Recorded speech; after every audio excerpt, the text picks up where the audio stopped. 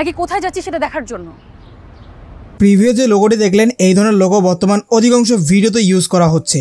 তো কিভাবে এই ধরনের লোগো ক্রিয়েট করবেন, এর জন্য সরাসরি ওপেন করতে হবে Pixellab। Pixellab অ্যাপ্লিকেশনটি ওপেন করার পর ডিফল্ট টেক্সটটিকে ডিলিট করবেন। এরপর মাঝখানের অপশনে ক্লিক করবেন, নিচে পেয়ে যাবেন শেপ, এখানে ক্লিক করবেন। এখানে একটি শেপ চলে আসবে, শেপটাকে এভাবে বড় করে নেবেন।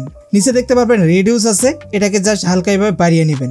তারপর রাইট বাটনে ক্লিক করবেন, শেপটাকে সুন্দরভাবে অ্যাডজাস্ট করে নেবেন। নেক্সট যে কোনো ফাঁকা জায়গায় ক্লিক করে এই অপশনে ক্লিক করবেন, এখান থেকে টেক্সটে ক্লিক করবেন। এরপর এখানে ডাবল ট্যাপ করে ডিলিট করে যে লেটার দিয়ে লোগো ক্রিয়েট করতে চান সেই লেটারটি লিখবেন। তো আমি এখানে এক্সাম্পল লিখছি এস। সাইজটি আমাদের ইনক্রিজ করতে হবে, তার জন্য সাইজে চলে আসবো, এটাকে বাড়িয়ে নেব। কালারটি আমাদের পরিবর্তন করতে হবে, আমি এখান থেকে ব্ল্যাক কালারটি এনে নিলাম, আরও একটু বড় করে দিচ্ছি লাইক এভাবে। নেক্সট আমরা চলে আসবো ফন্ট অপশনে। পিক্সেলাবের এই ভার্সনটি ইউজ করলে আপনারা ডিফল্ট এখানে অনেক ফন্ট পেয়ে যাবেন, চাইলে যে কোনো একটি ফন্ট ইউজ করতে পারেন। তো আমি এই ফন্টটি চুজ করলাম, দেন ওকে বাটনে ক্লিক করব। দেখতে পাচ্ছেন আমাদের ফন্টটি চলে আসলো। কালারটি আমরা এখান থেকে আবারও সিলেক্ট করব এবং একদম ব্ল্যাক কালারটি এখান থেকে নিয়ে নিচ্ছি। Okay right. নেক্সট আমরা উপরে পেয়ে যাব লেয়ার, এখানে ক্লিক করব, এই আইকনে ক্লিক করব। এখান থেকে দুইটি লেয়ারকে টিকমার্ক করে গ্রুপ করে নেব।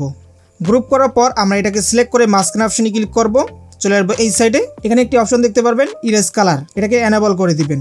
তারপর পিক কালারটাতে ক্লিক করে ব্ল্যাক কালারটা এখান থেকে এভাবে সিলেক্ট করে রাইট বাটনে ক্লিক করবেন। চাইলে নিচ থেকে এটাকে একটু হালকা অ্যাডজাস্ট করে নিতে পারেন। Okay right. তারপর এভাবে ধরে এটাকে এভাবে ছোট করে দিবেন। নেক্সট আবার ওই অপশনে ক্লিক করতে হবে, টেক্সটে ক্লিক করতে হবে। এখানে ডাবল ট্যাপ করে ডিলিট করে যে নাম অ্যাড করতে চান সেই নামটি এখানে অ্যাড করে দিবেন। তো এক্সাম্পল আমি এই নামটি দিয়ে দিলাম, দেখতেই পাচ্ছেন। তারপর ফন্টটি আমরা চেঞ্জ করে দেব। তো সাধারণ একটি ফন্ট আমি চুজ করে নিচ্ছি, ওকে রাইট করে দেব। এটাকে হালকা এভাবে বড় করে নেব। এই টেক্সটটাকে আমরা কপি করব, নিচে নিয়ে আসবো, ডাবল ট্যাপ করে ডিলিট করে @ দেব। ওকে এইভাবে এটাকে সেট করে নেব, এটাকে এভাবে ছোট করে দেব। তারপর চলে আসবো ফন্ট অপশনে, আলাদা একটা ফন্ট এখানে ইউজ করব। তো এভাবে নামটি অ্যাড করার পর আপনাকে একটি ইমোজি অ্যাড করতে হবে বা একটি সিম্বল অ্যাড করতে হবে। তারপর আবার এখান থেকে টেক্সটে ক্লিক করে ডাবল ট্যাপ করে এটাকে ডিলিট করে আমরা এখানে পেস্ট করে দেব। তো দেখতে পাচ্ছেন আমাদের সিম্বলটি কিন্তু চলে আসলো। এরপর এটাকে নামের শেষে এভাবে বসায় দেব এবং কালারটি রেড করে দেব। তো দেখতে পাচ্ছেন আমাদের লোগো ক্রিয়েট কমপ্লিট। এরপর আমরা এটাকে ব্যবহার করার জন্য অবশ্যই পিএনজি আকারে সেভ করব। তো আমি এখান থেকে ট্রান্সফার অপশনে ক্লিক করব, এখান থেকে এটাকে সেভ করে নিচ্ছি। অবশ্যই আলট্রা সিলেক্ট করবেন। এটাকে ভিডিওতে বা ফটোতে অ্যাড করার জন্য আপনারা যে কোনো অ্যাপস ব্যবহার করতে পারেন। ভিডিওতে অ্যাড করার জন্য অবশ্যই আপনাকে ভিডিও এডিটিং অ্যাপস ব্যবহার করতে হবে। তো আমি এখান থেকে লাইট মোশন ওপেন করে নিচ্ছি, একটি নিউ প্রজেক্ট সাজিয়ে নেব। তারপর প্লাস আইকনে ক্লিক করব, মিডিয়াতে ক্লিক করব, আমরা লোগোটা এখান থেকে এভাবে অ্যাড করে নেব। অ্যাড করার পর আমরা একটু সামনে আসব। তারপর এখান থেকে ইফেক্টে ক্লিক করব, add effect, opacity and visibility এখানে চলে আসবো। ব্লক ডিসলভ এই ইফেক্টটাকে ট্রানজাকশন ইন এটাতে সিলেক্ট করে অ্যাড করে নেব। তারপর একদম শেষে আসবো, এটাকে এভাবে শেষ পর্যন্ত বাড়িয়ে নেব। ওকে আমাদের লোগোটা শেষ পর্যন্ত হয়ে গেছে এবং শুরুতে কিন্তু একটা সুন্দর অ্যানিমেশন ক্রিয়েট হয়ে গেছে, দেখতে পাচ্ছেন। যখন আমাদের অ্যানিমেশনটা ক্রিয়েট হয়ে যাবে ঠিক সেই সময় আমরা এখান থেকে চলে আসবো মুভ অ্যান্ড ট্রান্সফর্ম। তারপর এখানে একটা কি ফ্রেম অ্যাড করব।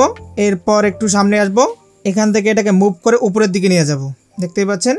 সেম ভাবে আমরা আগের জায়গায় আসবো, সাইজ অপশনে ক্লিক করব, এখানে একটা কি ফ্রেম অ্যাড করে এইখানে ক্লিক করে দ্বিতীয় যে কি ফ্রেম অ্যাড করছে সেখানে চলে আসবো। এখানে আমরা এটাকে মাইনাস করব, তাহলে অটোমেটিক কিন্তু এখানে একটা কি ফ্রেম বসে যাবে, দেখতেই পাচ্ছেন। লোগোটিকে আরো একটু উপরে তোলার জন্য মুভ অপশনে ক্লিক করব, এভাবে এটাকে মুভ করে সেট করে দেব। তো এবার যদি আমি প্লে করি, দেখতে পাচ্ছেন এরকম একটা অ্যানিমেশনের সঙ্গে কিন্তু আমাদের লোগোটা তৈরি হয়ে গেল। তো এরপর আপনারা যে ভিডিওটা এডিট করতেছেন সেই ভিডিও এখান থেকে সেভ করে নেবেন, তাহলে কিন্তু আপনার ভিডিওতে এই ওয়াটারমার্ক লোগোটা অ্যাড হয়ে যাবে। তো বন্ধুরা এই ছিল আজকের ভিডিও। যদি ভিডিওটি ভালো লাগে অবশ্যই লাইক করবেন, যারা এখনো চ্যানেলটি সাবস্ক্রাইব করেন অবশ্যই করে দিবেন। তো সবাই ভালো থাকবেন, সুস্থ থাকবেন, আল্লাহ হাফেজ।